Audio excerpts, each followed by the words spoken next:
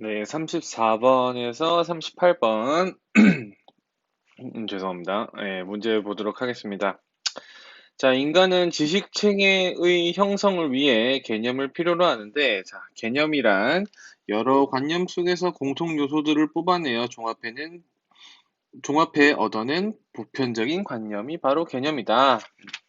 자, 이러한 개념을 통해 체계와 기준을 머릿속에 정해놓고 그것을 현실에 적용하는 개념주의적 태도를 지닌 근대 사상가들이 있었다. 하지만 들레즈는 이 세상에 동일한 것은 없다라는 전제하에 세상을 개념으로만 파악하려는 태도를 비판하고 개별 대상의 다양성에 주목하는 차이의 철학을 제시했다. 자, 그러니까 개념주의적 태도를 지닌 근대 사상가들을 비판한 누구? 들레즈의 견해잖아요. 네, 그러니까 34번 보세요. 윗글의 내용 전개 방식에 대한 설명으로 가장 적절한 것은 자 보시면은 기존의 관점을 비판한 특정 견해 누구? 들레즈. 그래서 답이 1번이 됩니다. 네.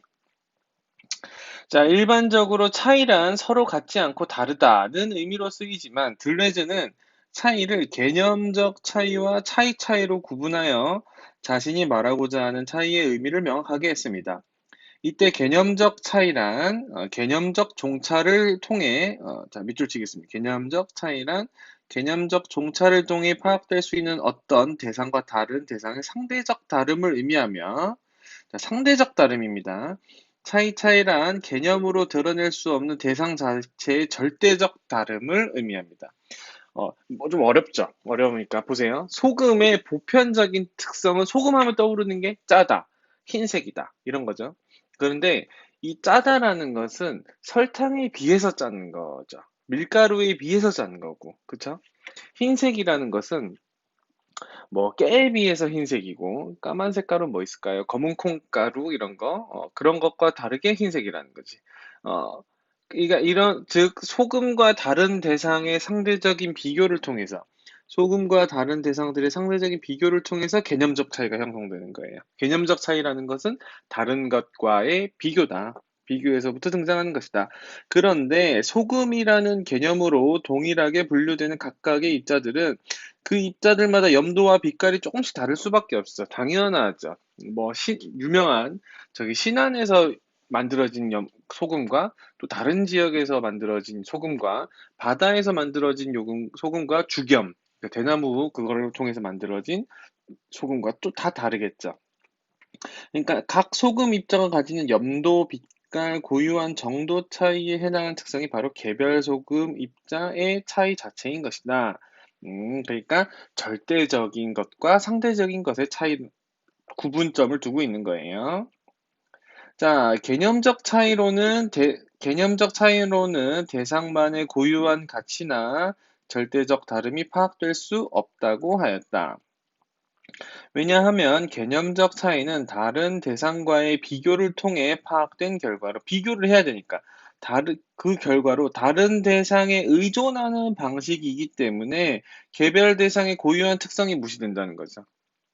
그러니까 고유한 특성이 있어서 다른 것과 비교 불가능한 것이 나오게 되면은 개념 그렇다면 그것은 개념적 차이로 대상만의 고유한 가치를 파악할 수가 없다라는 거죠.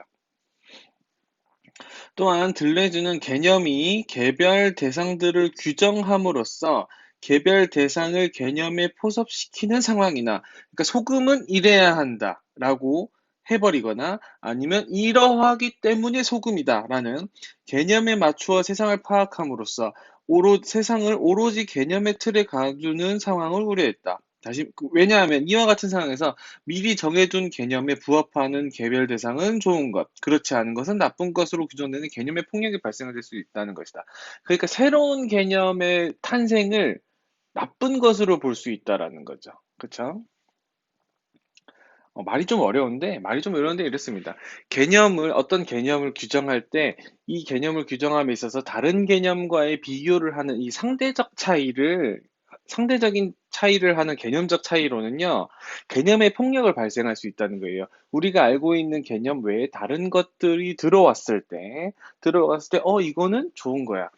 이거는 새로운 거니까 나쁜 거야. 라고 우리가 이미 인식적인 편견을 가지게 된다. 이 편견을 가지게 된다는 그 자체가 이제 폭력이다라고 보는 거예요. 네. 한편 들레즈는 개별 대상의 차이 자체를 드러낼 수 있는 작용 원리로 반복과 강도. 자, 일반적으로 방법은 같은 일을 되풀이한다는 의미로 쓰이지만 들레즈가 말하는 반복이란 되풀이하여 지각된 강도의 차이를 통해 개별 대상의 차이 자체를 발견해내는 과정. 계속 반복함으로써 강도의 차이가 드러난다는. 여기서 강도란 무엇이다? 정량화하기 힘든 개별 대상의 고유한 크기이자 다른 것과 비교될 수 없는 개별 대상의 감각적인 경험입니다. 말이 좀 어렵죠? 예를 보세요. 피아노로 같은 악보를 반복해서 연주할 때 연주할 때마다 동일할 수가 없어요. 무조건 동일할 수가 없습니다. 당연하죠. 그때 그 컨디션과 실수 이런 게 등장할 수 있으니까요. 그렇다면 연주가 반복될수록 연주자와 관객 모두 연주마다 서로 다른 강도를 느끼게 된다. 즉, 각각의 연주는 차이 자체를 드러내게 되는 것이다. 이처럼 들려주에게 차이 자체란 반복에 의해 경험하게 되는 강도의 차이를 의미한다. 네. 같은 것을 여러 번 반복을 했을 때 등장을 하는 다름이 존재한다는 거죠. 그 다름을 바로 우리가 뭐라고 한다? 차이 자체. 그 강도의 차이이고요. 강도의 차이가 바로 차이 자체가 되는 겁니다. 자, 일반적으로 인간은 의사소통을 위해 서로가 동일하게 인정할 수 있는 개념을 필요로 하며 개념은 통해 형성되는 인간의 지식 체계가 세상을 변화시킨다는 점을 고려하면 개념은 인간에게 필수적인 것이다. 들레주도 이와 같은 개념의 기능을 전면적으로 부정한 것은 아니다. 다만 들레주의 철학은 개념을 최고의 가치로 숭상하면서 이 세상을 개념으로 온전히 규정하려는 기존 철학자의 사상을 극복하고자 하는 것이며 철학의 시선을 개념에서 현실 세계의 대상 자체로 돌리게 했다는 것. 점에서 의의를 두른다. 그러니까 다 34번은 1번이고요. 35번. 자, 기억이 뭐예요? 기억은 소금, 니은은 소금 입자, 디귿은 뭐예요? 연주죠. 그러면은 각 개념은 무엇이냐? 기억은 개념이에요? 예, 기억은 개념입니다. 니은은요? 니은도 개념이죠. 디귿은요? 디귿은 개념이라기보다는 개별 대상으로 봐야 됩니다. 그래서 답이 뭐예요? 2번이 됩니다. 기억과 달리 디귿은 개별 대상에 해당됩니다. 네. 개별 대상의 차이점을 반복함으로써 우리가 알 수 있는 게 이제 차이 자체라고 할 수 있었잖아요. 네. 개념의 폭력에 대한 이해를 적절하지 않은 것은 36번. 개념의 개별 대상을 포섭시킴으로써 나타난다. 네. 맞고요. 자, 개념을 맞추어 세상을 보았을 때 생기는 문제이다. 그렇고요. 개별 대상의 진위는 고유한 특성만을 개별 대상이 지닌 고유한 특성만을 중요시하는 게 아니라요. 개념이 가지고 있는 것을 음, 그러니까 개념을 절대적인 것으로 보고 어떤 개별 대상의 고유한 특성을 중요시한 게 아니고 그 개별 대상들을 포섭한 거대한 개념 전을 봤을 때 다른 것과 비교를 함으로써 발생하는 것들이 이제 개념의 폭력이다라고 했었으니까 3번이 적절하지 않습니다. 대상에 대한 보편적인 관념만을 강조한다. 예, 맞고요. 개별 대상과 개념이 일치하는지 여부에 따라 개별 대상의 가치가 결정되는 것이다. 개별 대상이 우리가 알고 있는 개념과 일치하다. 그러면 옳은 거고요. 그렇지 않다. 그럼 그러다라고 하는 게 바로 개념의 폭력이었잖아요. 그러니까 개별 대상이 지닌 고유한 특성만을 중요시한 게 아니라 대상이 지닌 고유한 특성을 중요시한 게 아니고 개념에 대해서 일치하냐, 일치하지 않느냐를 여부를 따지는 것이 바로 개념의 폭력이 되겠습니다. 답이 3번이고요. 자, 37번 보겠습니다. 온라인 게시판. 자, 함흥냉면과 평양냉면인데요.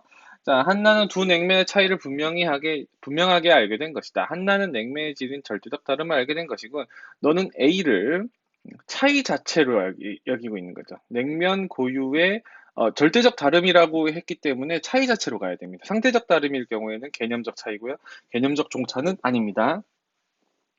근데 이거는 냉면의 차이는 이제 이렇게 된 거죠. 그러니까 함흥냉면 그 자체에서 A라는 집에서와 그러니까 A라는 가게와 B라는 가게가 있어요. 자, 보세요. A라는 가게가 있고 B라는 가게가 있는데 이게 둘 다 함흥냉면을 만들어요. 근데 여기서 만드는 함흥냉면의 맛과 여기서 만드는 함흥냉면의 맛이 달라요. 그렇게 되면은 우리가 차이 자체를 생각을 하는 거예요. 근데 여기서 보면은 함흥냉면과 평양냉면을 서로 비교한다라는 건 이거는 두 냉면의 차이를 분명하게 알게 된 것은 맞는데 이것은 개념적 차이를 알게 된 것이죠. 그쵸. 함흥냉면과 평양냉면은 그 냉면의 면과 서로 비교함으로써 면과 육수가 다르다라는 걸 알게 됐잖아요. 이건 상대적 차이죠. 상대적 차이기 때문에 이 의견은 들레즈의 견해에 부합하지 않는다라고 보아야 됩니다. 차이 자체를 알게 된 것으로 여기고 있는 건 맞아요. 절대적 다름이라 했으니까. 근데 이거는 절대적 다름을 아는 게 아니에요. 아니기 때문에 너의 의견은 들레즈 견해에 부합하지 않는다. 이렇게 가야 됩니다. 그래서 답이 2번이 되겠습니다. 자, 38번 보기에 대해 들레즈가 보일 수 있는 반응으로 적절하지 않은 것은 세상을 개념적으로 파악하기 위한 방법론으로 변증법을 제시했다. 가령 아인슈타인이라는 개별 대상은 남자, 과학자 등과 같은 더 많은 개념들을 활용한다면 완벽하게 규정할 수 있다고 본 것이 해겔의 변증법의 핵심이다. 이게 개념적 차이와 유사하다고 봐야 됩니다. 그러니까 이런 거예요. 새로운 것이 등장을 하게 되면, 아예 새로운 것이 등장을 하게 되면은, 우리가 기존에 있는 개념들은 설명이 돼야 안 돼요. 안 되죠. 그러니까, 그런 것이라는 개념의 폭력이 발생할 수 있다라는 게 이런 쪽이니까 그렇습니다. 앤디 워홀은 실크 스크린을 통한 대량 인쇄 작업을 통해 공장에서 한 가지 상품의 동일한 이미지를 작품으로 제작하였다. 이 작품들은 언뜻 보면 동일해 보이지만 반복을 하다 보니까 뭐예요? 윤곽선의 번짐이나 색상에서 조금씩 차이를 느낄 수 있었다. 그러니까 이런 거예요. 기계가 막 뭔가를 막 뽑아내는데 그때에 들어가는 잉크의 차이가 좀 있을 수가 있고요. 그 실크 스크린 정확하게 제가 뭔지 모르겠습니다. 실크 스크린이 들어갔을 때 들어가는 각도가 뭐 한 2cm 정도가 벌어진다고 하면은 그 결과가 차이가 날 수 있고 어쨌든 뭐예요? 같음을 생산하는 과정을 되풀이함으로써 오히려 어떠한 결과물도 같을 수 없다. 이게 뭐예요? 차이 자체죠. 차이 자체죠. 무슨 말인지 이해되겠어요? 자, 그러니까 1번 해겔의 변증법을 활용하더라도 아인슈타인이라는 개별 대상을 온전히 규정할 수는 없죠. 예, 안 된다고 했습니다. 2번 해겔이 세상을 보는 방법론은 미리 만들어진 개념이 현실 세계의 개별 대상을 규정하는 것이겠군. 그런 거죠. 남자라는 개념, 과학자라는 개념, 뭐 성인이라는 개념, 이 개념들이 아인슈타인이라는 현실 세계의 개별 대상들을 규정하는 겁니다. 무슨 말인지 이해돼요? 네. 3번 앤디 워홀은 같음을 생산하는 과정을 되풀이하며 제작한 결과물을 통해 동일한 강도가 지각될 수 있음을 보여주려는 게 아니에요. 3번이 답입니다. 자, 4번 앤디 워홀이 대량인쇄 작업으로 제작한 작품들은 다른 것과 비교될 수 없는 개별 대상에 대한 감각적 경험을 가능하게 하겠군. 맞고요. 5번 다른 대상에 의존하는 방식으로는 파악할 수 없는 특성의 색상과 윤곽선에 대한 지각을 통해 드러나는 것이다. 네, 그래서 답이 3번이 되겠습니다. 자, 오늘은 좀 짧죠? 네, 고생했습니다.